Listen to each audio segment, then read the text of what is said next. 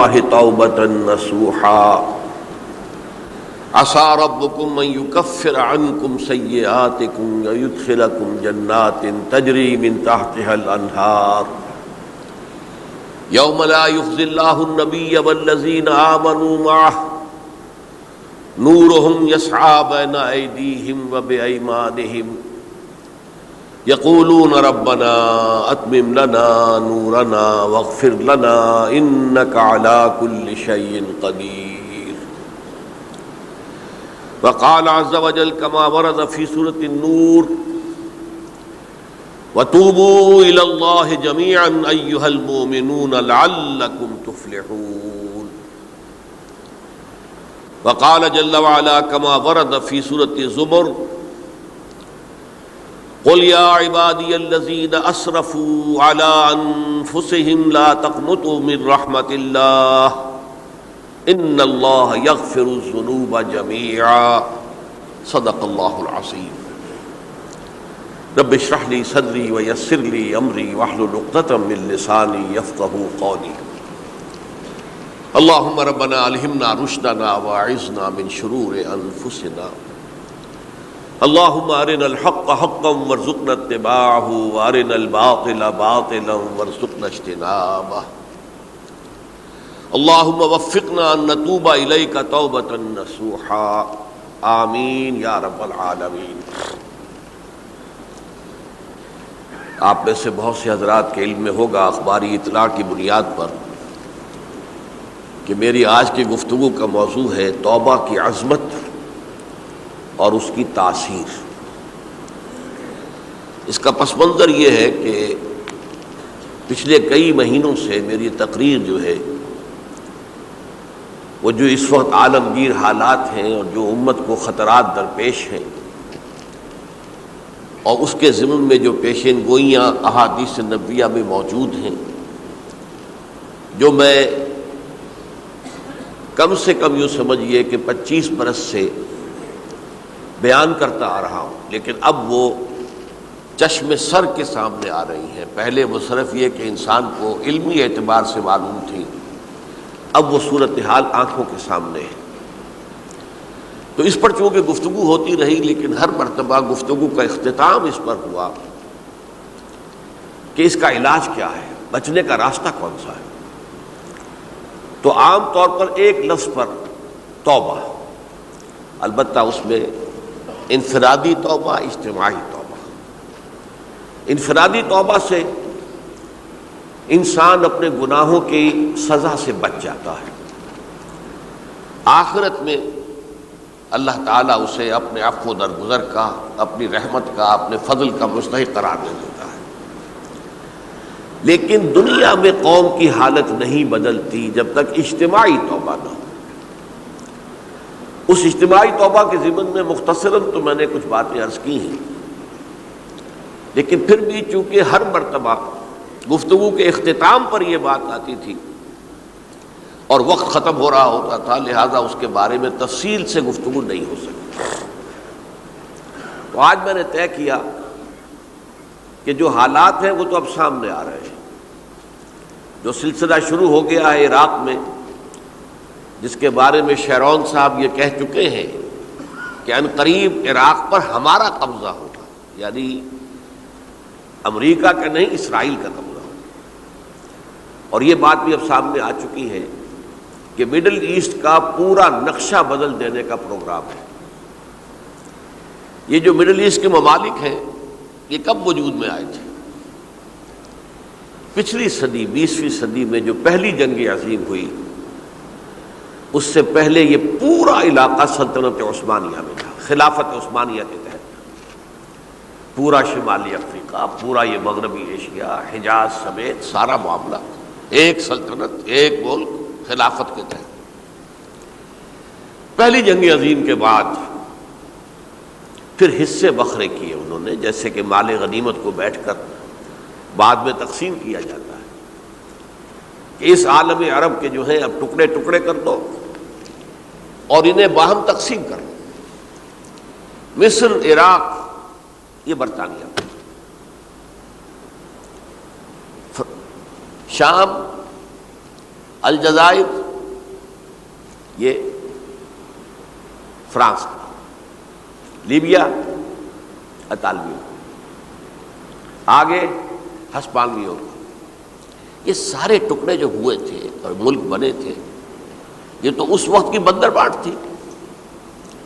اسی طرح اب کہا جا رہا ہے کہ اس جنگ کے بعد حقیقت میں مڈل ایسٹ کا نقشہ تبدیل کر دیا جائے گا. یہ صرف چینج آف ریجیم نہیں ہے، چینج آف ریجن ہے، علاقے کا. اور اس کو ہم اپنی اصطلاح میں جب کہیں گے تو گویا کہ ایک عظیم تر اسرائیل کے قیام کا منصوبہ ہے جس پر عمل کا آغاز ہو گیا. ورنہ اس جنگ کی کوئی وجہ سمجھ میں نہیں آتی. کوئی جرم ثابت نہیں ہوا صدام کا. پہلی خلیج کی جنگ میں تو اس کا جرم ثابت تھا، اس نے کویت پر حملہ کیا تھا. اس وقت تو کوئی جرم سرے سے ہے ہی نہیں. ان کے اپنے معائنہ انسپیکٹر جا کر بتاتے رہے کہ کچھ نہیں دیکھا ہم نے، وہاں کچھ نہیں پایا. اس حوالے سے سوچئے کہ کیا جواز، کوئی جواز پوری دنیا میں یہ بات تسلیم کی جاتی ہے کہ بلا جواز حملہ ہے. اور کس قدر شدت سے ہے، کتنی طاقت سے ہے، کتنی قوت سے ہے، کتنی فوجیں آئی ہیں، کتنے جو ہے خلیج کے اندر جہاز کھڑے ہوئے ہیں جن پر سے کہ ہوائی جہاز اڑتے ہیں، کتنے چھوٹے چھوٹے جہاز کھڑے ہوئے ہیں، کہاں کہاں سے حملے ہو رہے ہیں. تو اصل میں وہ کتاب الملاحم کے اندر حضور نے جن خبروں کی پیشن گوئی کی تھی وہ اب ہمارے سامنے ہے. اسی طرح پاکستان کا معاملہ ہوتے ہوتے رفتہ رفتہ ہمارے گرد گھیرا تنگ ہو رہا ہے. ہم پر ایک الزام تو وہ کہتے ہیں کہ آپ چاہے لاکھ دفعہ قسم کھا لیں ہم نہیں مانیں گے، شمالی کوریا کو ایٹمی صلاحیت جو ہے وہ آپ نے فراہم کی، ہمارے پاس ثبوت ہے. اس کے بدلے میں ان سے میزائل ٹیکنالوجی آپ نے لی ہے، ہمارے پاس ثبوت ہے. اور آپ کشمیر میں کراس بارڈر انفلٹریشن اور ٹیررزم کو روک نہیں سکے، آپ نے نہیں روکا ہے. اور یہ جو ہے فنڈامنٹلسٹ جو ہیں آپ کے ملک میں سر اٹھا رہے ہیں، 2 صوبوں میں ان کی حکومتیں بن گئی ہیں. اس سے تو اندیشہ ہے کہ کہیں ایٹمی صلاحیت جو ہے آپ کی وہ ان کے ہاتھ میں نہ چلی جائے، پھر تو وہ القاعدہ اور ٹیررسٹ کے حوالے پہنچ جائے گی. لہذا حالات جو ہیں بہت دگرگوں ہیں، اور یہی وجہ ہے کہ اس کا عکس ہمیں نظر آتا ہے. بھارت کا جو طرز عمل ہے اس وقت، جس طرح تھریٹننگ انداز اس کا اس وقت ہے، اتنا اس سے پہلے کبھی نہیں تھا. وہ کہتے ہیں کہ جو اصول امریکہ نے اختیار کیا ہے کہ جس ملک سے مستقبل میں کوئی اندیشہ ہے اس پر پہلے سے حملہ کرنے کا حق حاصل ہے ہمیں. یہ نہیں کہ اس کا کوئی جرم ثابت ہو، ہمیں اندیشہ ہے لہذا ہمیں حملہ کرنے کا حق حاصل ہے. تو اسی طرح پھر ہمیں بھی پاکستان کے اوپر حملہ کرنے کا حق حاصل ہے. بہرحال میں ان میں اب زیادہ وقت صرف نہیں کرنا چاہتا. یہ چیزیں تو اب رائٹنگ آن دی وال کی حیثیت سے ہماری نگاہوں کے سامنے ہیں. آج میں چاہتا ہوں کہ اس توبہ کے موضوع پر کچھ عرض کروں، اور اس میں بھی ایک خاص بات جس کی طرف کہ میرا ذہن حال ہی میں منتقل ہوا ہے، وہ آج اس میں یوں سمجھیے کہ اضافی طور پر آپ کے سامنے رکھوں گا.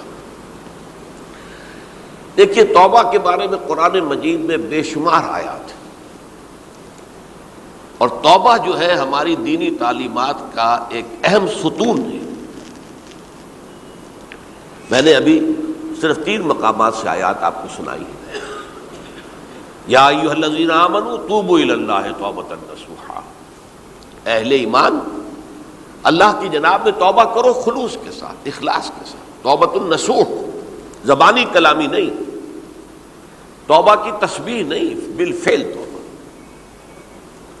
عسیٰ ربکم ان یکفر عنکم سیئاتکم، امید ہے تمہارا رب تمہاری برائیوں کو تم سے دور کر دے گا.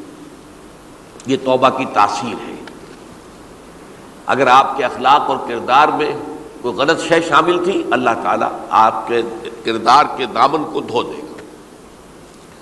اور آپ کے اعمال نامے میں اگر دھبے لگے ہوئے تھے تو اللہ تعالیٰ ان دھبوں کو بھی دھو ڈالے گا. عسیٰ ربکم ان یکفر عنکم سیئاتکم ویدخلکم جنات تجری من تحتہا الانہار، اور تمہیں داخل کرے گا ان باغات میں جن کے دامن میں ندیاں بہتی ہوں. یوم لا یخزی اللہ النبی والذین آمنوا معہ، وہ دن جس دن اللہ تعالیٰ اپنے نبی کو رسوا نہیں کرے گا، معاذ اللہ ثم معاذ اللہ. اور نبی کے ساتھ ہی ان کو بھی کہ جو ان کے ساتھ ایمان لائے. نورہم یسعی بین ایدیہم و بایمانہم، ان کا نور ان کے سامنے طرف اور داہنی طرف دوڑتا ہوا ہوگا. نور ایمان قلب سے پھوٹ رہا ہوگا اور وہ سامنے روشنی ڈالے گا، اور نور اعمال صالحہ داہنے ہاتھ کی طرف سے چونکہ عمل کرتے ہیں نیک ہم، تو وہاں سے نور ظاہر ہوگا جو دنیا میں اعمال کی شکل میں کمایا گیا تھا.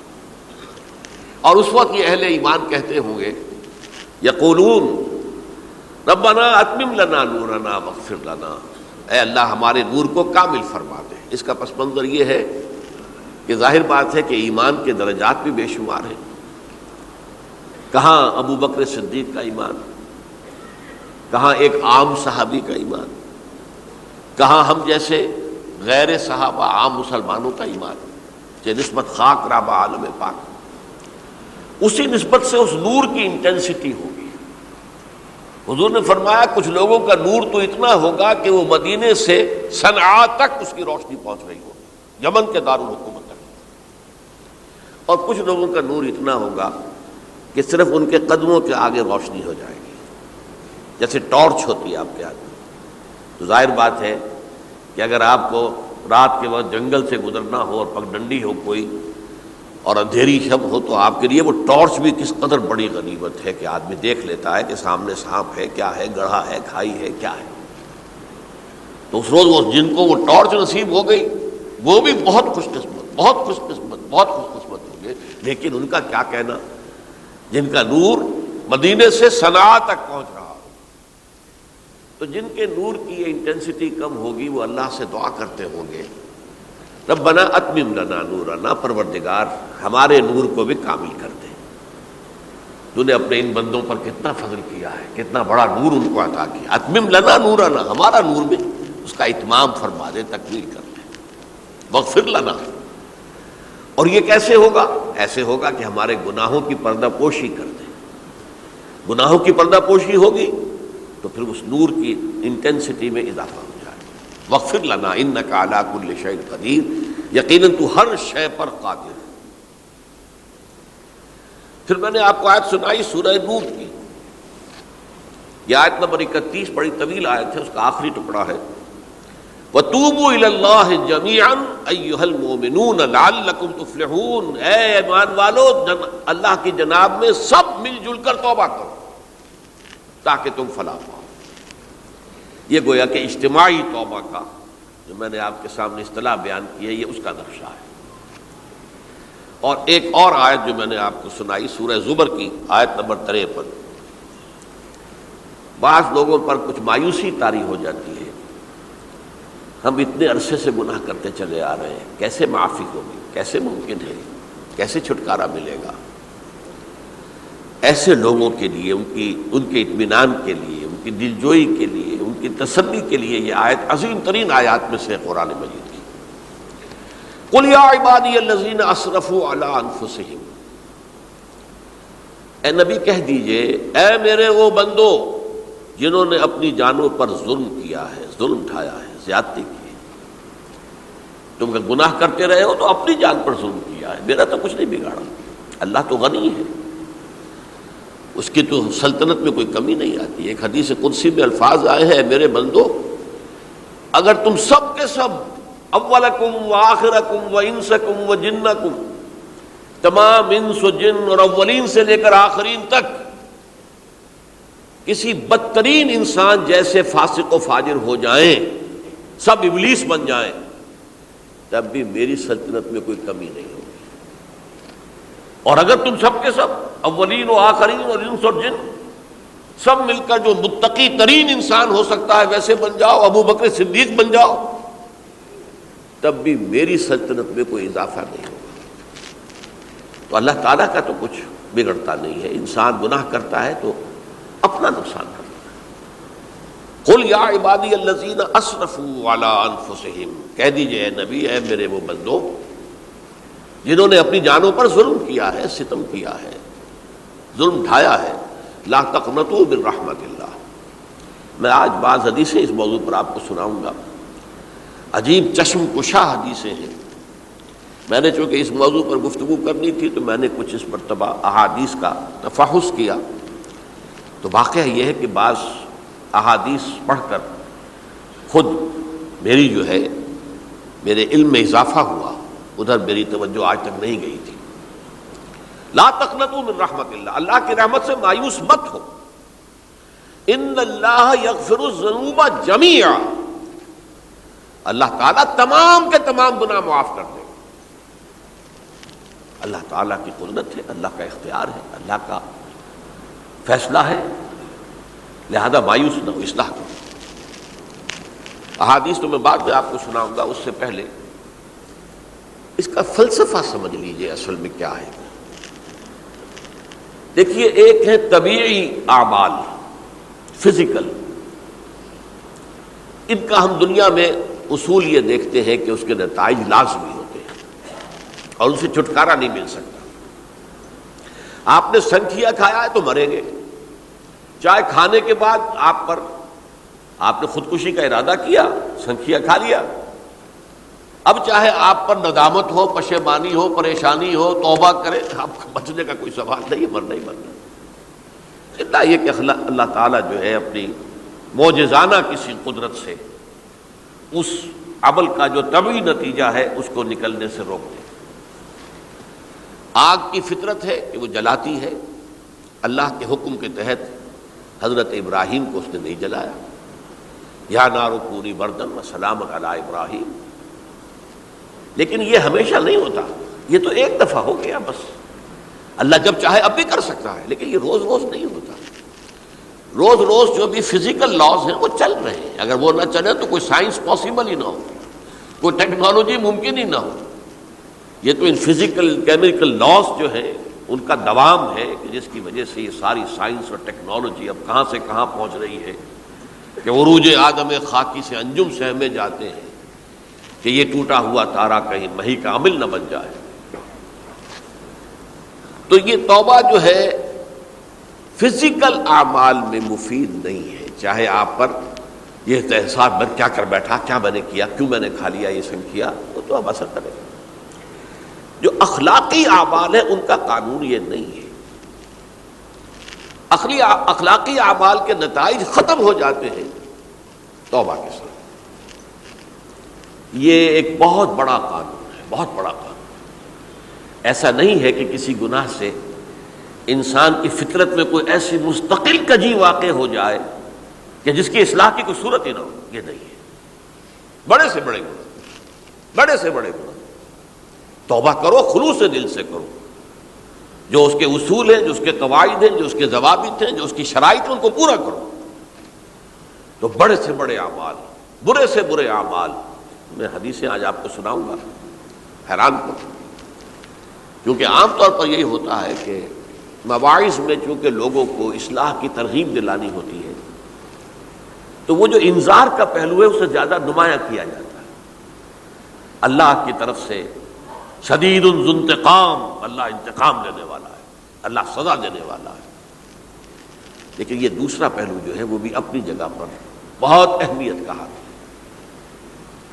کہ طبیعی اعمال کے نتائج اور عواقب اور اخلاقی اعمال کے نتائج و عواقب یہ ایک جیسے نہیں ہیں۔ اب اس معاملے میں تاریخ مذاہب عالم میں جو بہت بڑی غلطی ہوئی، بہت بڑی غلطی ہوئی، بہت بڑی غلطی ہوئی، تورات میں حضرت آدم اور حوا علیہ السلام سے جو غلطی اور خطا ہو گئی تھی، آپ اندازہ کیجئے کیا مقام اللہ نے عطا کیا تھا، سارے فرشتوں کو ان کے سامنے سجدہ کروا دیا تھا، اور ایک ہی حکم تو دیا تھا نا کہ اس درخت کے قریب نہ جانا، اور تو ابھی کوئی شریعت نہیں تھی، کوئی لمبے چوڑے احکام نہیں تھے، کھاؤ جہاں سے چاہو، اس ایک درخت کے پیچھے پاس نہ جانا، وَلَا تَقْرَبَا هَٰذِهِ الشَّجَرَةَ فَتَكُونَا مِنَ الظَّالِمِينَ۔ اور وہی کام کر بیٹھے حضرت آدم اور حضرت حوا علیہ السلام۔ کتنا بڑا گناہ، کتنا بڑا گناہ، کتنا بڑا گناہ۔ لیکن قرآن نے وضاحت کر دی کہ آدم نے توبہ کی، اللہ نے معاف کر دیا۔ اللہ تعالیٰ سے کلمات سیکھے، ندامت دل میں پیدا ہو گئی حضرت آدم کو، لیکن الفاظ نہیں تھے کن الفاظ میں اللہ سے معافی مانگوں، مجھ سے خطا ہو گئی، بہت بڑی غلطی ہو گئی۔ وہ الفاظ بھی اللہ نے سکھائے، فتلقى آدم من ربہ کلمات، یہ ہے جس میں کہ وہ علامہ اقبال کا ایک شعر ہے ان کے نوجوانی کے دور کا، جس پر اب میں بھول رہا ہوں کہ داغ دہلوی تھے یا کوئی اور تھے کہ جنہوں نے علامہ سے کہا تھا میاں اس عمر میں اور یہ شعر، اس بڑی محفل میں بات آئی تھی کہ موتی سمجھ کے شان کریمی نے چن لیے قطرے جو تھے میرے عرق انفعال کے۔ انفعال کہتے ہیں عربی میں پشیمانی، شرمندگی، اور عام طور پر جب کسی انسان پر پشیمانی اور شرمندگی طاری ہوتی ہے تو پیشانی جو ہے اس پر کچھ پسینہ سا آتا ہے۔ تو قطرے جو تھے میرے عرق انفعال کے موتی سمجھ کے شان کریمی نے چن لیے، اللہ کی نگاہ میں ان کی اتنی قیمت، ان کی اتنی وقت میرے بندے نے پشیمانی اختیار کی ہے اپنے اس غلط کام کے اوپر، اسے رنج اور افسوس ہو رہا ہے، تو اللہ کی نگاہ میں اس کی یہ عظمت ہے، یہ قدرت ہے۔ تو اللہ تعالیٰ نے جب حضرت آدم کے دل میں وہ پشیمانی پیدا ہو گئی تو الفاظ نہیں تھے، کن الفاظ میں؟ ہم کہتے ہیں نا کہ مجھے سمجھ نہیں آ رہا کہ میں کس منہ سے آپ سے بات کروں، میری یہ حیثیت نہیں ہے، میں کن الفاظ میں اپنی جو ہے خطا کا اعتراف کروں۔ تو اللہ نے وہ کلمات خود سکھا دیے، فتلقى آدم من ربہ کلمات فتاب علیہ انہ هو التواب الرحیم۔ یہ چیز کہیں تورات جب دوبارہ مرتب ہوئی ہے تو وہ نکل گئی، اس میں رہ گئی، باقی اس میں شامل نہیں ہوئی۔ یہ تاریخی اعتبار سے جان لیجئے، تورات جو ہے وہ آج سے 2500 بلکہ 2600 برس قبل سے دنیا سے غائب ہے۔ یہ تورات کا جو نسخہ تھا یروشلم میں 587 قبل مسیح میں جب نبوکدنضر نے، شاید آج کل آپ دیکھ رہے ہوں یہ عراق کی جنگ میں عراق کے جو خاص ڈویژنز ہیں عراقیوں کے، ریپبلکن گارڈز کے، ان میں سے ایک کا نام جو ہے وہ نبوکدنضر ڈویژن ہے، ایک کا حمورابی ڈویژن ہے۔ حمورابی جو ہے عراق کا بہت پرانا بادشاہ تھا اور تاریخ انسانی میں سب سے پہلا قانون اس نے مرتب کیا تھا۔ حمورابی یہ بہت پرانی تہذیب ہے، دنیا کی غالباً سب سے زیادہ اینشنٹ تہذیب جو ہے وہ عراق کی ہے۔ حضرت ابراہیم یہی پیدا ہوئے شہر عور میں۔ تو نبوکدنضر نے جب تباہ کیا تھا یروشلم کو، 6 لاکھ آدمیوں کو قتل کیا اور 6 لاکھ کو قیدی بنا کر لے گیا بیبیلونیا، بابل کا لفظ بھی آج کل آ رہا ہے۔ کسی زمانے میں وہ عظیم شہر تھا دنیا کا، اب وہ معمولی سا شہر رہ گیا ہے، نئے شہر بڑھ گئے۔ تو اس وقت سے اس نے جب یروشلم میں جو ہیکل سلیمانی حضرت سلیمان کی بنائی ہوئی مسجد تھی اس کو جب گرایا ہے، اس کے بعد سے وہیں پر وہ نسخہ رکھا ہوا تھا تورات کا، پھر دنیا میں وہ نسخہ اب نہیں ہے۔ یہودیوں کا کہنا ہے کہ موجود ہے مسجد اقصی کے نیچے، وہ جب اس نے گرایا تھا تو جو نیچے تہخانے تھے وہ نہیں گرے تھے، وہ محفوظ رہتے، اوپر ملبہ آ گیا، اور وہیں پر وہ تورات اور وہ تابوت سکینہ جس میں حضرت موسیٰ کا عصا بھی رکھا ہوا ہے اور بہت سے وہ من اور سلوہ کے بھی کچھ نمونے رکھے ہوئے ہیں، وہ تابوت سکینہ اس کا قرآن مجید میں سورہ بقرہ میں ذکر ہے، وہ بھی موجود ہے، اور جو ربائی وہاں اس وقت تھے ان کے علماء، ان کی لاشیں بھی وہاں پڑی ہوئی ہیں۔ وہ جب ہم کھدائی کریں گے تو دنیا میں سامنے آ جائے گی۔ لیکن بہرحال اس وقت جو مجھے کہنا تھا وہ یہ کہ چونکہ اصل تورات اس وقت گم ہو گئی، 150 سال کے بعد اسے پھر یادداشتوں سے کچھ مرتب کیا گیا تو اس میں غلطیاں پیدا ہو گئی۔ اب انسانی یادداشت کا معاملہ آ گیا نا، انہی میں سے ایک بڑی غلطی یہ ہوئی، اومیشن یہ ہوئی کہ حضرت آدم نے جو توبہ کی اور اللہ نے قبول فرما لیا، اس کا ذکر اس میں نہیں۔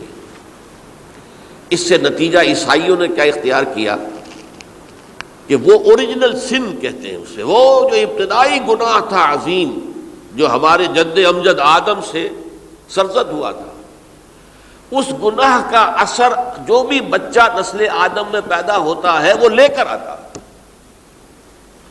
یہ زمین و آسمان کا فرق ہے۔ اسلام کے نزدیک ہر بچہ جو پیدا ہوتا ہے وہ معصوم ہے، بلکہ مسلم ہے۔ کل مولود یولد علی الفطرہ، جو بھی بچہ پیدا ہوتا ہے وہ فطرت اسلام پر پیدا ہوتا ہے۔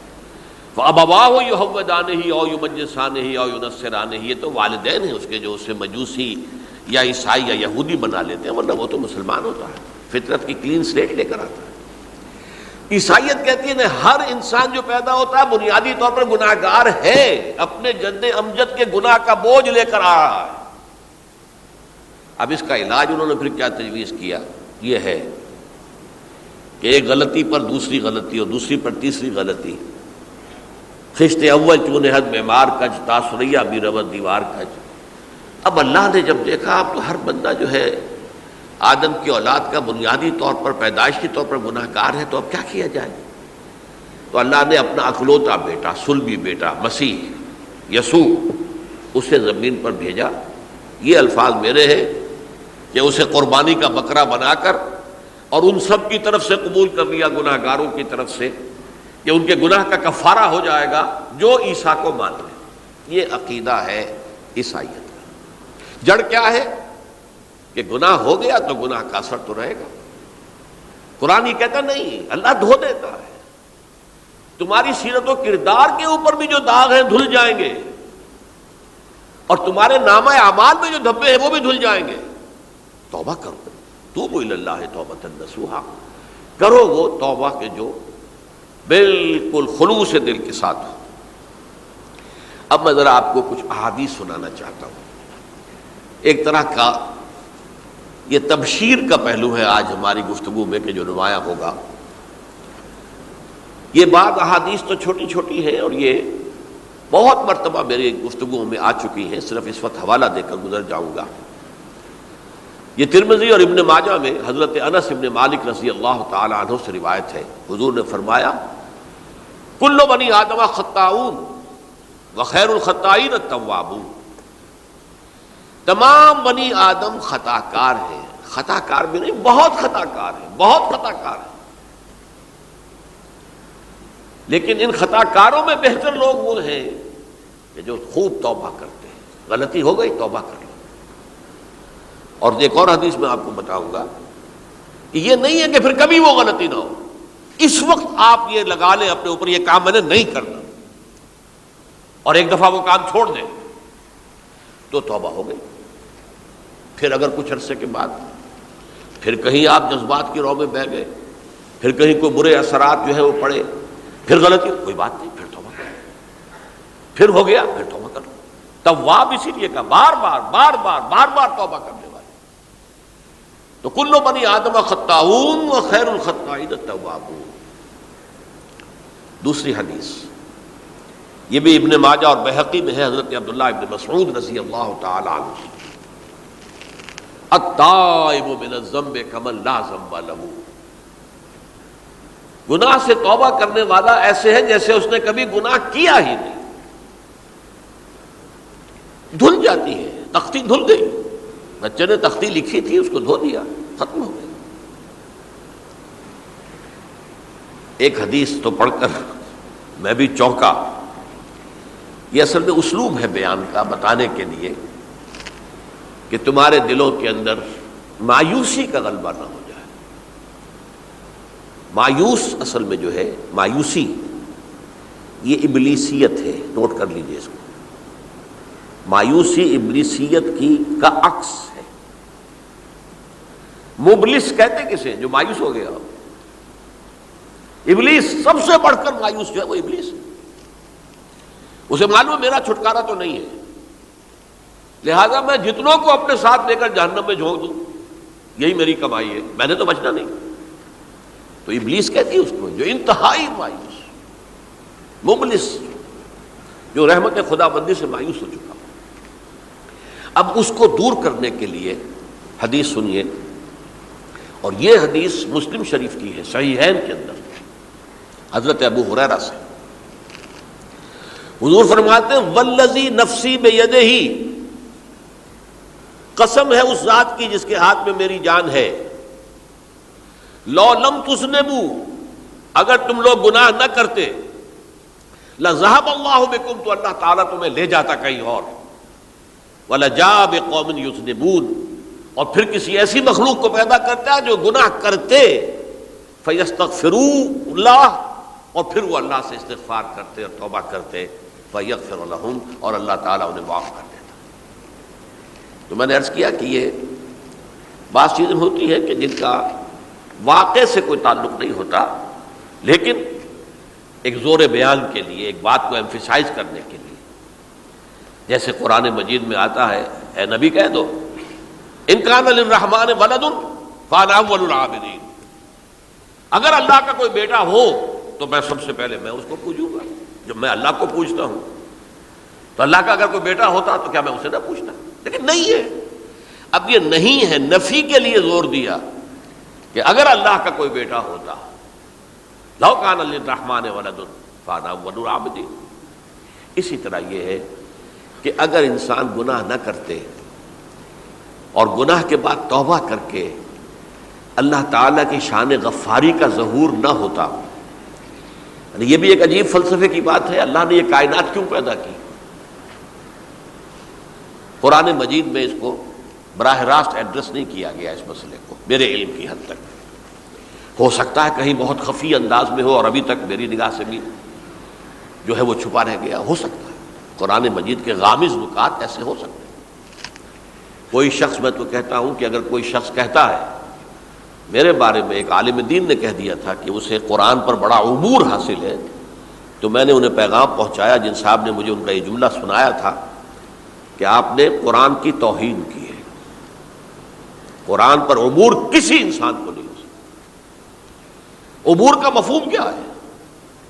دریا کے دو کنارے ہیں، آپ اس کنارے سے اس کنارے چلے گئے تو آپ نے عبور کیا دریا۔ قرآن کے کنارے ہیں ہی نہیں، لا پیدا کنار۔ لہذا یہ کہہ دینا کسی کے بارے میں کہ قرآن مجید، اب انہوں نے تو ایک طرح سے میری تعریف کی تھی، میرے ایک ساتھی سے جملہ کہا تھا، ان کے وہ عزیز تھے، تو گویا کہ وہ جو میری تنظیم میں تھے ان کو خوش کرنے کے لیے کہہ دیا ہو یا جو بھی ہو، ان کے دلی جذبات ہو سکتا ہے کہ میں نے کہا انہیں یہ میرا پیغام پہنچا دیجیے، آپ نے قرآن کی توہین کی ہے۔ قرآن پر عبور کسے ہو سکتا ہے؟ نہ معلوم کتنے مقامات ہیں کہ جہاں امام راضی بھی کھڑے ہوئے ایسے نظر آتے ہیں، دہشت زدہ، اعلم ان ھذا المقام مقام غامض مہیب عمیق، ہوشیار کے رہ بردم تیغست قدم را، ہوشیار ہو جاؤ، یہ بڑا خطرناک مقام ہے، بہت مشکل مقام ہے، اس کے تہ تک پہنچنا کسی کے لیے ممکن نہیں ہے۔ سورہ حدید کی آیت هو الاول والآخر والظاہر والباطن پر یہ الفاظ ہیں جو امام راضی نے لکھے۔ تو اس لیے میں آپ سے عرض کر رہا ہوں کہ یہ کہنے کا انداز ہے، والذی نفسی بیدہ لو لم تذنبوا، اس ہستی کی قسم جس کے ہاتھ میں میری جان ہے، اگر تم گناہ نہ کرتے، تو میں عرض کر رہا تھا تو اللہ کی شان غفاری کیسے ظاہر ہوتی؟ اللہ نے کائنات کیوں پیدا کی؟ کنت کنزا مخفیا فاحببت ان اعرف فخلقت الخلق۔ محدثین کرام اگرچہ اس حدیث کی سند کو پختہ نہیں مانتے، لیکن اکثر مفسرین نے اس کو تسلیم کیا ہے۔ علامہ آلوسی نے تسلیم کیا کہ میں ایک چھپے ہوئے خزانے کے مانند تھا۔ اب خزانہ کہیں پڑا ہے، اس کا کیا حاصل کیا ہے؟ وہ تو کہیں کھلے، کسی کے پاس جائے، کوئی اسے فائدہ اٹھائے تب تو کوئی فائدہ ہوا نا۔ تو کنت کنزا مخفیا، میرے اندر طاقت تھی، قوت تھی، خلاقی تھی، میری شان ساری میرے اندر ہی اندر تھی نا۔ کنت کنزا مخفیا فاحببت ان اعرف، تو میں نے یہ چاہا کہ مجھے پہچانا جائے۔ فخلقت الخلق، تو میں نے خلق کی تخلیق کی ہے، اب مجھے پہچانو اس کائنات کے ذریعے سے، یہ میری تخلیق ہے، آؤ دیکھو۔ ایک مصور اپنی تصویروں کی نمائش لگا، دیکھو میرے شاہکار، آؤ دیکھو، یہ میرے فن کے کمال کے نمونے، آؤ دیکھو۔ تو یہ ہے سب، دیکھو زمین آسمان، ان فی خلق السماوات والارض واختلاف اللیل والنہار والفلک التی تجری فی البحر بما ینفع الناس وما انزل اللہ من السماء من ماء فاحیا بہ الارض من بعد موتہا۔ یہ ساری آیات ہیں، غور کرو۔ اور اسی لیے انسان کو پیدا کیا جس میں یہ فیکلٹی آف اپریسیشن، اللہ کے حسن و جمال و کمال کو پہچاننے کی صلاحیت ہے۔ ورنہ ظاہر بات ہے کہ یہ جمادات کیا پہچانیں گے اللہ کو؟ یہ پہاڑ کیا پہچانے گا اللہ کو؟ اللہ کو پہچاننے کی صلاحیت انسان میں ہے. تو یہ چونکہ ایک فلسفہ ہے باقاعدہ کہ اللہ نے تعالیٰ، اسی سے میں کہہ رہا ہوں اگر گناہ نہ ہوتا اور پھر توبہ نہ ہوتی اور میں اس کو معاف نہ کرتا تو میری شان غفاری کا ظہور کیسے ہوتا؟ میری شان ہے نا، غفار بھی ہوں، ستار بھی ہوں، اس کا ظہور کیسے ہوتا؟ تو والذی نفسی بیدہ لو لم تذنبوا لذهب اللہ بکم ولجاء بقوم یذنبون فیستغفروا اللہ فیغفر لهم. اگر تم لوگ گناہ نہ کرتے تو اللہ تمہیں ختم کر کے کوئی اور ایسی مخلوق پیدا کرتا کہ جو گناہ کرے اور پھر وہ توبہ کرے اور اللہ اسے معاف کرے. اسی سے ملتی جلتی ایک حدیث ہے، یہ امام احمد اور امام بہقی لائے ہیں اور اس کے راوی حضرت علی ہے رضی اللہ تعالی عنہ. ان اللہ یحب العبد المؤمن المفتن التواب. اللہ تعالیٰ کو بہت محبت ہے، یحب.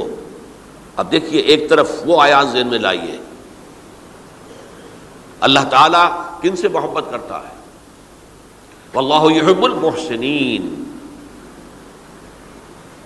یا وہ لوگ ان اللہ یحب الذین یقاتلون فی سبیلہ صفا کانہم بنیان مرصوص. اللہ محبت کرتا ہے اپنے ان بندوں سے جو اس کی راہ میں جنگ کرتے ہیں صفے باندھ کر، گویا سیسا پلائی ہوئی دیوار ہے. یہ ہے مثبت کام، نیک کام، محسنین، اللہ کی راہ میں قتال کرنے والے. یہاں اس کے برعکس کہا جا رہا ہے ان اللہ یحب، اللہ تعالیٰ محبت کرتا ہے اپنے اس بندے سے العبد المومن، جو مومن ہو. اس کی ایک اور بڑی پیاری حدیث آئے گی، المفتن التواب، جو بہت فتنوں میں مبتلا ہو جاتا ہو اور پھر بہت توبہ کرتا ہو. مفتن التواب، لیکن ساتھ ہی پلٹتا ہو، رجوع کرتا ہو، پھر اللہ کے حضور میں حاضر ہوتا ہو، پھر معافی مانگتا ہو. اللہ تعالیٰ کو اپنا ایسا بندہ بہت پسند ہے. اب میں کچھ اور حدیثیں آپ کو سنا رہا ہوں. توبہ کا دروازہ دو اعتبارات سے کہا گیا ہے کہ ایک وقت آنے پر بند ہو جاتا ہے. ایک حدیث کے تو الفاظ میں نوٹ کر کے نہیں لایا ہوں کہ اللہ تعالیٰ نے توبہ کا ایک دروازہ اتنا چوڑا کھلا رکھا ہوا ہے کہ جس کو عبور کرنا جو ہے وہ سال ہا سال میں ممکن ہو، اور یہ بند نہیں ہوتا جب تک کہ سورج مغرب سے طلوع نہ ہو جائے. یہ قیامت کی جو آخری، قریب قیامت کی جو آخری نشانیاں ہیں ان میں سے وہی حدیث میں آپ کو سنا رہا ہوں. عن ابی ہریرہ رضی اللہ تعالی عنہ، اور یہ مسلم شریف کی روایت ہے، من تاب قبل ان تطلع الشمس من مغربها تاب اللہ علیہ. سورج کے مغرب سے طلوع ہونے سے قبل تک جو لوگ توبہ کریں گے اللہ تعالیٰ ان کی توبہ قبول کر لے گا. البتہ جب وہ قیامت کی وہ نشانی ظاہر ہو جائے کہ سورج مغرب سے طلوع ہو رہا ہے، اب دروازہ توبہ کا بند ہے. اب اس کے بعد اگر توبہ کوئی کرتا ہے تو اللہ تعالیٰ اس کی توبہ کو قبول نہیں کرے گا. یہ تو اجتماعی سطح پر ہوئی. انفرادی سطح پر عن عبداللہ ابن عمر رضی اللہ تعالی عنہما عن النبی صلی اللہ علیہ وسلم قال ان اللہ عز وجل یقبل توبۃ العبد ما لم یغرغر. یہ ترمذی میں ہے، حضرت عبداللہ ابن عمر رضی اللہ تعالی عنہما سے کہ اللہ تعالیٰ اپنے بندے کی توبہ قبول کرتا ہے جب تک کہ وہ جسے ہم کہتے ہیں گھنگرو نہ بولنے لگے حلق کے اندر، جبکہ نزع، عالم نزع ہو اور جان جو ہے وہ آ کر پھر یہاں اٹکتی ہے، تو اس وقت تک دروازہ کھلا ہے توبہ کا. لیکن جب یہ شکل ہو گئی تو دروازہ بند. یہ انفرادی سطح پر ہو گیا. جب آپ کے موت کے آثار اتنے واضح ہو گئے کہ اب جا رہے ہیں، اب توبہ کریں گے تو توبہ قبول نہیں ہوگی. اجتماعی سطح پر جب قیامت جو ہے اس کی وہ گھڑی آ گئی کہ سورج مغرب سے طلوع ہو گیا، اب توبہ کا دروازہ بند. ایک اور حدیث ہے جو میں نے بہت مرتبہ اس کا ترجمہ تو آپ کو بہت دفعہ سنایا ہے، آج میں چاہتا ہوں اس کو پورے متن کے ساتھ آپ کے سامنے رکھوں. یہ حضرت انس بن مالک رضی اللہ تعالی عنہ سے مروی روایت ہے جو حضور کے خادم خاص تھے، اور یہ متفق علیہ بھی ہے، یعنی بخاری میں بھی ہے، مسلم میں بھی ہے، لیکن تھوڑا سا فرق ہے الفاظ کا. تو جو مسلم شریف کی روایت ہے اس کے الفاظ کیا ہیں؟ للہ اشد فرحا بتوبۃ عبدہ حین یتوب الیہ، جان لو اللہ تعالیٰ کو زیادہ خوشی ہوتی ہے اپنے کسی گناہ گار بندے کی توبہ سے جب کہ وہ توبہ کرتا ہے۔ کس سے زیادہ ہوتی ہے؟ اب اس کی ایک تمثیل دی، من احدکم، ایک ایسے شخص سے بھی زیادہ بڑھ کر خوشی ہوتی ہے، کان علی راحلتہ بارض الفلات، کہ جو بہت ہی دور دراز کے اور سنسان علاقے میں سفر کر رہا تھا، فانتحرفت منہ، تو اس کی سواری جو ہے گم ہو گئی، وعلیہا طعامہ وشرابہ، اسی پر اس کا کھانا بھی تھا اور پانی بھی تھا، اونٹنی پر سفر کر رہا تھا، اسی پر ہوتا ہے راحلہ جو ہے راستے کا سامان، اچانک کہیں بیٹھا ہے تھوڑی دیر کے لیے سستانے کے لیے، کہیں اونگ آ گئی اور اونٹنی صاحبہ غائب ہو گئی۔ اب آنکھ کھلی اور اس نے دیکھا، فَأَيَّسَ مِنْهَا، تلاش کر کر کے مایوس ہو گیا، کہیں اونٹنی کا سراغ نہیں۔ اب ظاہر بات ہے کسی صحرا میں یہ کیفیت، اس کا مطلب کیا ہے؟ یقینی موت۔ فَأَتَى شَجَرَةً فَاسْتَجَعَ فِي ظِلِّهَا وَقَدْ أَيَسَ مِنْ رَاحِلَتِهِ، تو وہ ایک درخت کے نیچے اس کے سائے میں آ کے لیٹ گیا، گویا کہ موت کی امید میں۔ فَبَيْنَهُمَا وَهُوَ كَذَلِكَ إِذْ هُوَ بِهَا قَائِمَةٌ عِندَهُ، اس کی کہیں دوبارہ آنکھ لگی ہے، جو کھولا تو دیکھتا ہے اونٹنی تو موجود ہے، کھڑی ہے، تو وہ فوراً اس کی وہ جو رسی ہے وہ پکڑتا ہے، فَأَخَذَ بِخِتَامِهَا ثُمَّ قَالَ مِن شِدَّةِ الْفَرْحِ، اب جو اسے مسرت ہوئی اس کا آپ اندازہ کر سکتے ہیں، ایک یقینی موت کا معاملہ آ چکا تھا، اور اچانک اللہ تعالیٰ نے وہ کھوئی ہوئی اونٹنی جو ہے وہ واپس دلا دی۔ تو وہ کہنا تو یہ چاہتا تھا، اللہ تو میرا رب ہے، میں تیرا بندہ ہوں، لیکن جسے ہم کہتے ہیں کہ خوشی کی انتہا فرط مسرت میں ایسی زبان لڑکھڑائی، اس نے کہا اللہم انت عبدی وانا ربک، اے اللہ تو میرا بندہ ہے، میں تیرا رب ہوں، یہ کہہ بیٹھا۔ تو یہ کیا ہے؟ فرط مسرت جسے آپ نے، خوشی کی انتہا، کہ جس میں انسان جو ہے اتنی بڑی خطا کر بیٹھتا ہے۔ اللہ کو اپنے کسی گناہ گار بندے کی توبہ سے اس سے بھی زیادہ خوشی ہوتی۔ اب ظاہر بات ہے کہ یہ تماثیل کس لیے ہے؟ بعض لطائف، بعض حقائق اتنے لطیف ہوتے ہیں کہ ان کو بیان نہیں کیا جا سکتا بتمام و کمال، تو مثالوں کا سہارا لیتے ہیں۔ اللہ کو کتنی خوشی ہوتی کیا سمجھیں گے ہم؟ لہذا یہ مثال تو سمجھ میں آ گئی نا، کہ ایک لقودق صحرا میں انسان سفر کر رہا تھا، ایک ہی اونٹنی ہے، اسی پر اس کا پانی ہے، اسی پر اس کا کھانا ہے، وہ کہیں ٹھہرا ہے تھوڑی دیر کے لیے اور اونٹنی غائب ہو گئی، اور اس کے بعد تلاش کر کے شمال مغرب جنوب ہر طرح دیکھ لیا، اب تک کہیں اونٹنی کا سراغ نہیں۔ اب موت کے انتظار میں لیٹ گیا کہ اچانک دیکھتا ہے کہ اونٹنی موجود ہے، تو وہ اس شدت فرح میں یہ کہہ بیٹھتا ہے اللہم انت عبدی وانا ربک انا للہ و انا الیہ راجعون۔ اب دیکھیے ایک حدیث وہ آ رہی ہے، اور اس کو یوں سمجھیے، اللہ تعالیٰ نے جو انسان پیدا کیے ہیں ان کے مزاج مختلف ہیں۔ ان میں کچھ لوگ ہوتے ہیں جو قوی ہوتے ہیں ارادے کے، جو فیصلہ کر لیا ڈٹ گئے۔ کچھ لوگوں میں وہ قوت ارادی اتنی مضبوط نہیں ہوتی، وہ ادھر ادھر سوچتے رہتے ہیں۔ کچھ لوگ جسمانی طور پر بہت توانا ہوتے ہیں، کچھ لوگ جسمانی طور پر پیدائشی طور پر کمزور ہوتے ہیں۔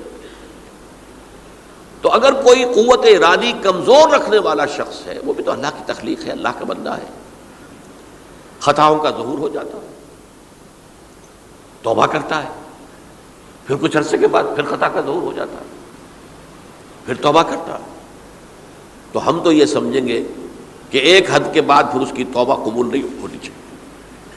لیکن حدیث سنیے، وعن ابی ہریرہ رضی اللہ تعالی عنہ قال قال رسول اللہ صلی اللہ علیہ وسلم ان عبدا اذنب ذنبا، یقیناً ایک بندہ جو ہے وہ ایک گناہ کرتا ہے،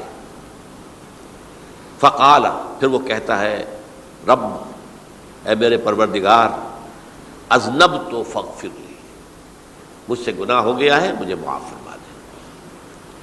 فقال ربہ، تو پروردگار یہ کہتا ہے اعلم عبدی ان لہ ربا یغفر الذنب ویأخذ بہ،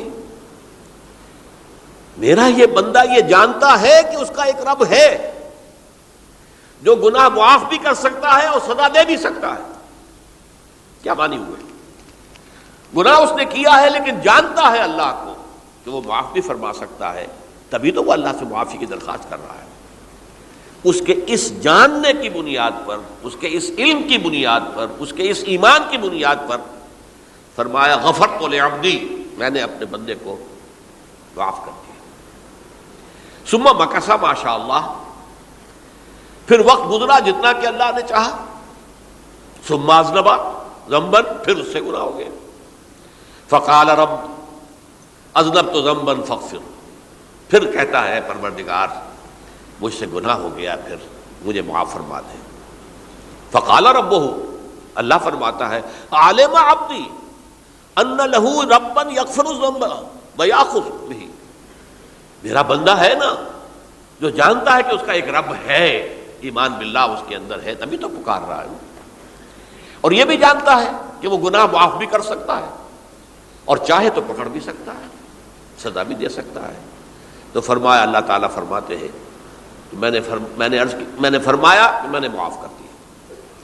ثم مکث ما شاء اللہ، پھر ایک عرصہ گزرا اس کے بعد۔ ثم اذنب ذنبا، پھر اس نے گناہ کیا۔ قال رب اذنبت ذنبا آخر، اس نے کہا پروردگار میں نے تو پھر ایک اور گناہ کر دیا، فاغفر لی، مجھے بخش دے۔ فقال اعلم عبدی ان لہ ربا یغفر الذنب ویأخذ بہ، میرا بندہ جانتا ہے نا کہ اس کا ایک رب ہے جسے وہ پکار رہا ہے، کہ اور وہ جانتا ہے کہ اسے اختیار حاصل ہے کہ چاہے تو بخش دے اور چاہے تو پکڑ لے۔ اس کے اس علم، اس ایمان کی بنیاد پر میں نے اسے معاف کر دیا۔ ایک اور حدیث، میں نے چونکہ اس گفتگو کے لیے ان احادیث کا تفحص کیا ہے، یہ تو بہت ہیں حدیثیں، میں نے ان میں سے کچھ چنی ہیں۔ ہمارے بعض واعظ ناصح وہ بھی کسی شخص کو روکتے رہے، برائیوں سے روکتے رہے، نہیں رکتا تو کہیں غصے میں آ کے اللہ تجھے کبھی معاف نہیں کرے گا۔ یہ کتنا بڑا جرم ہے، اس کا اندازہ کیجئے اس حدیث سے۔ تم میرے بندے کو میری رحمت سے مایوس کر رہے ہیں، کتنا بڑا جرم ہے، اس کا اندازہ کیجئے۔ یہ مسلم شریف کی روایت ہے، عن جندب، حضرت جندب رضی اللہ تعالی عنہ سے، ان رسول اللہ صلی اللہ علیہ وسلم حدث، کہ اللہ کے رسول صلی اللہ علیہ وسلم نے ایک واقعہ بیان کیا، ان رجلا قال، کہ ایک شخص نے یہ کہا، واللہ لا یغفر اللہ لفلان، کہ خدا کی قسم اللہ تعالیٰ فلاں شخص کو کبھی معاف نہیں کرے گا۔ وَأَنَّ اللَّهَ تَعَالَى قَالَ، اس پر اللہ تعالیٰ نے یہ فرمایا، مَنْ ذَا الَّذِي يَتَعَلَّى عَلَيَّ، یہ کون ہے جو میرے اوپر حکومت کرنے والا آ گیا، جو میری طرف سے حکم لگا رہا کہ میں کبھی معاف نہیں کروں گا۔ مَنْ ذَا الَّذِي، کون ہے وہ شخص، الَّذِي يَتَعَلَّى عَلَيَّ انی لا اغفر لفلان، کہ میں فلاں شخص کو کبھی معاف نہیں کروں گا، قد غفرت لفلان، اس کو تو میں نے معاف کر دیا، واحبطت عملہ، اس شخص کے تمام اعمال میں نے ضائع کر دیے کہ تم نے میرے بندے کو مایوس کیا۔ یہ ہے جرم کی انتہا۔ تو توبہ کی دعوت دیتے رہو، توبہ کے لیے لوگوں کو آمادہ کرتے رہو، توبہ جو ہے اس کے لیے ترغیب دیتے رہو، اللہ تعالیٰ معاف فرمانے والا۔ اب آخری حدیث سنا رہا ہوں، یہ تو بہت ہی عجیب حدیث ہے اور متفق علیہ، یہ بخاری اور مسلم دونوں میں۔ حضرت ابو سعید الخدری رضی اللہ تعالی عنہ جو ہے وہ اس کے راوی ہیں۔ حضور نے فرمایا، کانا فی من کانا قبلکم رجل قتل 99 نفسا، تم سے پہلے جو امت تھی بنی اسرائیل، گویا کہ ان کا ذکر ہے، اس میں ایک آدمی ایسا تھا جس نے 99 قتل کیے تھے۔ اب آپ اندازہ کیجئے کتنا بڑا گناہ کبیرہ ہے قتل. قرآن مجید میں آتا ہے فَكَأَنَّمَا قَتَلَ النَّاسَ جَمِيعًا، اگر ایک انسان کو بھی ناحق قتل کر دیا گیا تو یہ ایسی ہے گویا کہ اس نے پوری نوع انسانی کو قتل کر دیا. اس نے 99 قتل کیے. فَهَلْ لَهُ مِن تَوْبَةٍ، پھر اس کے بعد یہ ہوا کہ اس کے اندر توبہ کا جذبہ پیدا ہوا. فَسَأَلَ عَنْ أَعْلَمِ أَهْلِ الْأَرْضِ، تو اس نے پھر سوال کیا، لوگوں سے پوچھا کہ زمین میں رہنے والوں میں کون سب سے بڑا عالم ہے. فَدُلَّ عَلَى رَاهِبٍ، تو اسے بتایا گیا فلاں راہب فلاں جگہ پر ہے، وہ بہت نیک ہے، بڑا عالم ہے. فَأَتَاهُ، وہ اس کے پاس آیا. فَقَالَ أَنَّهُ قَتَلَ 99 نَفْسًا فَهَلْ لَهُ مِن تَوْبَةٍ، انہوں نے کہا دیکھیے راہب صاحب میں نے 99 انسان قتل کیے، اب مجھے یہ بتائیے کہ میرے لیے توبہ کا کوئی امکان ہے؟ فقال لا، اس نے کہا نہیں. فقتلہ، اس نے اس کو بھی قتل کر دیا. فکمل بہ 100، اپنی سینچری مکمل کر لی، مطلب 99 کے بعد ایک کی کسر تھی، اس کو بھی قتل کیا، 100 پورے کر لیے. ثم سأل عن عالم اہل الارض، پھر اس نے پوچھا کوئی اور کوئی بڑے عالم انسان ہو. فدل علی رجل عالم، پھر اس کی رہنمائی کی گئی ایک بڑے عالم شخص کی طرف. فقال انہ قتل 100 نفس، تو اس نے وہاں جا کر کہا کہ میں 100 انسان ہلاک کر چکا ہوں، قتل کر چکا ہوں. فہل لہ من توبہ، میرے لیے توبہ کا کوئی امکان ہے؟ فقال نعم، اس نے کہا کیوں نہیں، 100 قتل کیے تب بھی کیا ہے، توبہ کا راستہ دروازہ کھلا ہوا، ما لم یغرغر، جب تک کہ وہ گھنگرو نہیں بج رہا اس وقت تک تمہارے توبہ کا دروازہ کھلا ہوا ہے. فرمایا نعم ومن یحول بینہ وبین التوبہ، تمہاری توبہ کے درمیان اور تمہارے درمیان کون حائل ہو سکتا ہے، توبہ کا دروازہ کھلا ہے. لیکن ساتھ ہی کہا انطلق الی ارض کذا و کذا، اب تم ایسے کرو جہاں تم رہتے ہو وہاں نہ جاؤ واپس، وہاں کا ماحول اچھا نہیں ہے، معاشرہ اچھا نہیں ہے، ہو سکتا ہے کہ تم توبہ پر قائم نہ رہ سکو، تم فلاں جگہ چلے جاؤ وہاں اچھے لوگ آباد ہیں ان میں جا کر رہو. فإن بها أناسا يعبدون اللہ تعالی، وہاں ایسے لوگ آباد ہیں جو اللہ کی بندگی کرتے ہیں. فاعبد اللہ معہم، تو تم ان کے ساتھ مل کر اللہ کی بندگی اور پرستش کرو. ولا ترجع الی ارضک، اپنی زمین کی طرف اپنے وطن میں واپس نہ جاؤ. فإنها ارض سوء، وہ بری جگہ ہے. فانطلقا، تو وہ چل پڑا، ہجرت کر رہا ہے، اس جگہ جا رہا ہے جہاں کا راہب نے بتایا تھا. حتی اذا نصف الطریق، جب آدھا راستہ اس نے پورا کر لیا، اتاہ الموت، موت آ گئی. فاختصمت فیہ ملائکۃ الرحمت و ملائکۃ العذاب، اب وہ جہنم کے فرشتے بھی آ گئے اس کی جان قبض کرنے کو اور جنت کے بھی آ گئے. فقالت ملائکۃ الرحمہ، رحمت والے جو فرشتے ہیں جنت والے، انہوں نے کہا جا تائبا مقبلا بقلبہ اللہ تعالی، یہ شخص توبہ کر کے اللہ تعالیٰ کی طرف ہجرت کر رہا تھا، اس لیے اس کی نیت کی بنیاد پر اب یہ جنتی ہے، لہذا اس کی روح ہم قبض کریں گے.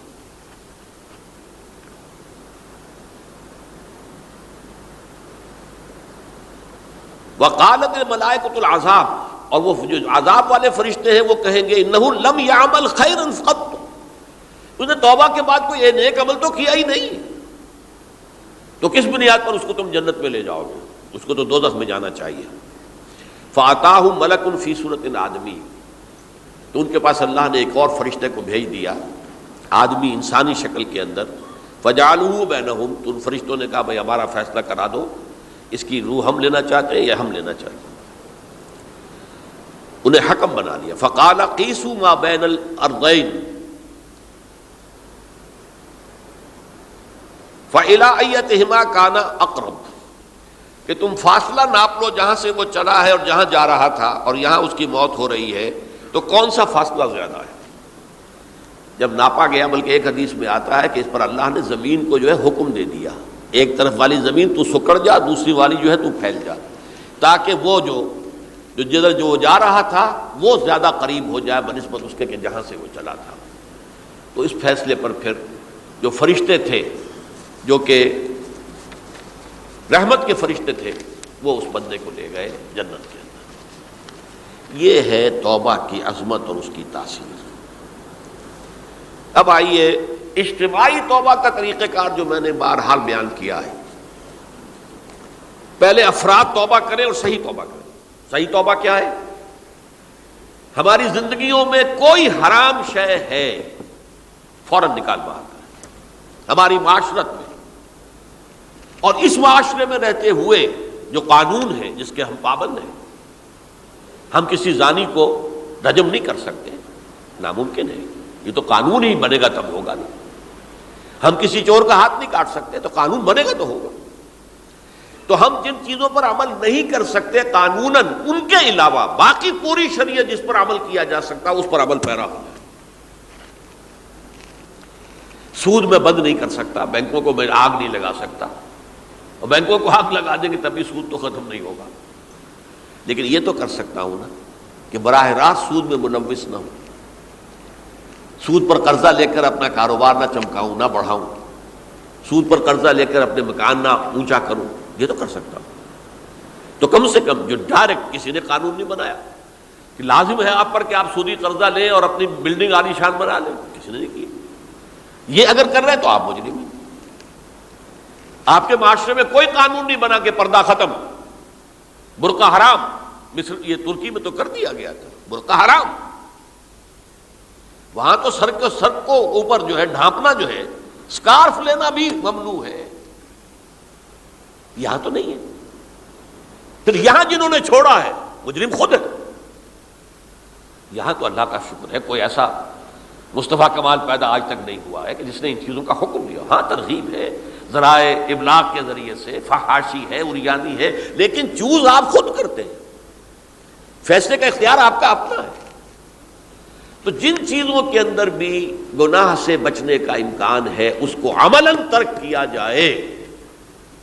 اور نمبر 2، عزم مصمم کر لیا جائے کہ اللہ اب بقیہ زندگی جتنی بھی ہے اس میں اپنی توانائیاں، اپنی قوتیں، اپنی صلاحیتیں صرف کروں گا تیرے دین کی تبلیغ اور تیرے دین کے قائم کرنے کی جد و جہد۔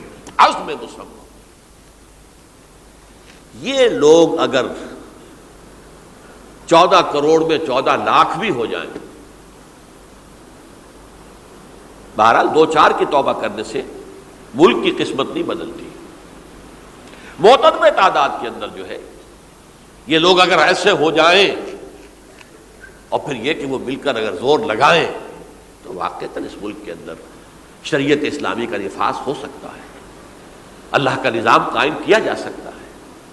یہ ملک بنایا اسی لیے گیا تھا۔ تو یہ توبہ کا جو ہے اجتماعی توبہ کا یہ پوری تفصیل تو میں بارہا بیان کر چکا ہوں۔ آج جو میں نے کہا تھا کہ ایک بات کی طرف میرا ذہن حالیہ منتقل ہوا ہے، اس سے پہلے نہیں ہوا۔ یہ توبہ کرنے والے لوگ جب تک 14 لاکھ نہیں ہیں، 1400 ہی ہوں، لیکن یہ اگر دعا کریں گے اللہ تعالیٰ کے خلوص کے ساتھ تو ان کی دعا قبول ہوگی۔ دعا بہت بڑی شے ہے، الدعاء مخ العبادہ۔ ٹھیک ہے، بڑا لمبا راستہ لگتا ہے یہ کہ 14 لاکھ انسان توبہ کرے، یا 2 لاکھ یا 3 لاکھ انسان توبہ کرے، صحیح معنی میں توبہ کرے، اور پھر وہ جمع ہو، ایک طاقت بنے، تن من دھن لگانے کے لیے، جانے دینے کے لیے تیار ہو جائیں۔ تو لگتا ہے یہ کہ کافی لمبا ہے کہ دراز و دور دیدم رہو رسم پارسائی، یہ تو بڑا لمبا راستہ ہے۔ اسی سے لوگ کہتے ہیں کہ پھر کیا حل ہوا، یہ تو حل جو ہے تو کوئی عملی حل تو نہیں ہوا۔ اس میں میرا ذہن منتقل ہوا ہے دعا، اجیب دعوت الداعی اذا دعان امن یجیب المضطر اذا دعاہ۔ بھلا وہ کون ہے جو کسی مضطر کسے کہتے ہیں؟ ایک شخص نہایت پریشان حال ہو گیا ہو، نہایت پریشان حال، اور میں اللہ کو پکارے، پروردگار تو میری دستگیری فرما۔ اللہ کسی اور طرف مجھے کوئی توقع نہیں رہی، کوئی نہیں رہا جس سے مجھے کوئی امید ہو۔ یہ مضطر اضطرار کی حالت میں آ کر جب بالکل بے چین ہو کر اللہ کو پکارتا ہے تو اللہ اس کی دعا قبول کرتا ہے، اور دعا کی حد یہاں تک بھی آتے ہیں الفاظ کہ لا یرد البلاء قضاء الا بالدعاء. تقدیر الہی کو بھی اسی لیے دو حصوں میں تقسیم کیا گیا. تقدیر مبرم، ایک تو اللہ کا وہ فیصلہ ہے جو ٹل نہیں سکتا کسی صورت میں. ایک تقدیر معلق ہوتی ہے تو صحیح اللہ کا فیصلہ، لیکن اس میں تبدیلی ہو سکتی ہے. یہ جو تقدیر معلق ہوتی ہے اس میں دعا انتہائی مؤثر شے ہے.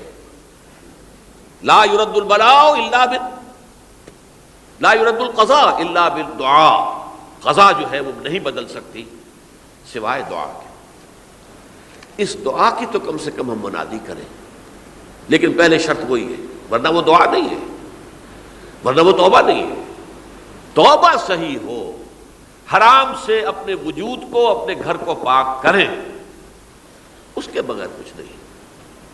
اس کے بغیر تو جیسے کہ کہا گیا سورہ مائدہ میں قل یا اہل الکتاب لستم علی شیء حتی تقیموا التوراۃ والانجیل. اے نبی ان سے کہہ دیجئے اے اہل کتاب تمہاری کوئی حیثیت اللہ کی نگاہوں میں نہیں ہے، تمہاری کوئی دعا اللہ کے ہاں قابل پذیرائی نہیں ہے جب تک کہ تم تورات اور انجیل کو قائم نہیں کرتے. لہذا دعائیں تو نہ بنو. 30 لاکھ آدمی جو ہے حج کے موقع پر کیسی کیسی دعائیں مانگتے ہیں. کہاں جا رہی ہیں دعائیں؟ کہاں ہیں ان کی قبولیت کے آثار؟ توبہ صحیح ہو. اور توبہ کے بارے میں آج میں نے امکانی حد تک آپ کے سامنے آج ترغیب و تشویق کا پہلو رکھا ہے. مایوسی، اس کو کہا بھی جاتا ہے مایوسی کفر ہے. اور میں نے آپ سے کہا آج کہ لا تقنطوا من رحمت اللہ ان اللہ یغفر الذنوب جميعا. 99 قتل کیے ہوں، 100 قتل کیے ہوں، تب بھی توبہ کرو گے تو اللہ توبہ قبول فرمائے گا. اور کس شان کے ساتھ قبول فرمائے گا اس حدیث کے اندر آیا، متفق علیہ حدیث صحیح بخاری اور صحیح مسلم کے اندر ہے. تو اگر ہم اس توبہ کی منادی کریں نمبر 1، اور جو لوگ توبہ کریں صحیح معنی میں، ایک طرف تو وہ جد و جہد شروع کر دیں اللہ کے دین کے قائم کرنے کی جد و جہد، اس میں پیچھے نہ رہیں، لیکن اس اثناء میں جو دعائیں وہ کریں گے اللہ تو نے یہ ملک ہمیں عطا کیا تھا، ہم نے اپنے زور بازو سے اسے نہیں حاصل کیا. یہ سلطنت خدا داد پاکستان ہے، اور اے اللہ اے خاص ہے خاصان رسول وقت دعا ہے، امت پہ تیری آنکھ جب وقت پڑا ہے. میں اپنے احساسات جو ہیں آپ کے سامنے الفاظ میں بیان نہیں کر سکتا. یہ جب یروشلم کی تباہی ہوئی تھی جس کا میں نے ذکر کیا ہے، 6 لاکھ انسان قتل ہوئے تھے، اور 6 لاکھ کو نبوکدنضر جو تھا وہ ہانک کر بھیڑوں بکریوں کی طرح بیبیلونیا لے گیا تھا.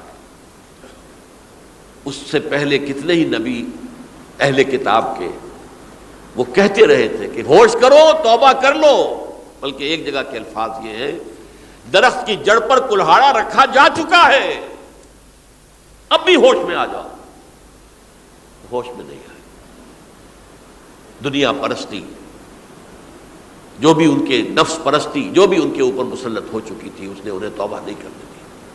تباہی و بربادی ہو گئی. آج ہماری نگاہوں کے سامنے عراق کے ساتھ کیا ہو رہا ہے، بغیر اس کے کہ کوئی جرم ہو اس کا، بغیر اس کے. ہم تو بڑے بڑے جرم کر چکے ہیں ان کی نگاہ میں. نان پرولیفریشن ٹریٹی جو ہے اس کے خلاف ہمارا عمل جا رہا ہے. پوری دنیا کے اندر انہوں نے کہا کہ ہم اس کو ایٹمی صلاحیت کو نہیں پھیلنے دیں گے. وہ ایک خاص وقت میں افغانستان میں انہیں ہماری ضرورت تھی، اپنے اصل دشمن USSR اپنے مقابل کی طاقت کو ختم کرنے کے لیے.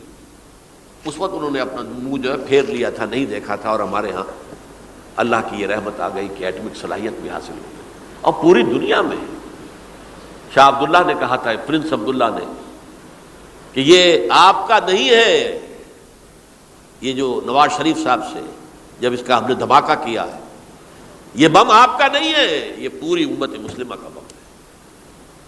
کیسے یہ برداشت کر سکتے ہیں یہودی اور یہودیوں کے اعلی کار عیسائی، خاص طور پر پروٹیسٹنٹس، ویسپ، وائٹ اینگلو سیکسن پروٹیسٹنٹس؟ ناممکن. تو سمجھ لیجئے کہ پاکستان کی جڑوں پر بھی تیشہ رکھا جا چکا. یہ میرے احساسات کی اس سے کم میں تعبیر ہو نہیں سکتی، لیکن اب بھی امکان ہے، اب بھی امکان ہے، اب بھی امکان ہے. توبہ کرو، توبہ کراؤ، مل جل کر طاقت بنو، کوشش کرو کہ یہاں اسلام کا نظام آ جائے. اور اس اسنا میں بھی دعا کرو اللہ تعالیٰ سے کہ اللہ ہمیں مہلت عطا فرما دے، ہمیں کچھ اور مہلت عطا فرما دے، اے اللہ ہمیں کچھ اور مہلت عطا فرما دے۔ بارک اللہ لی ولکم فی القرآن العظیم ونفعنی وإیاکم بالآیات والذکر الحکیم۔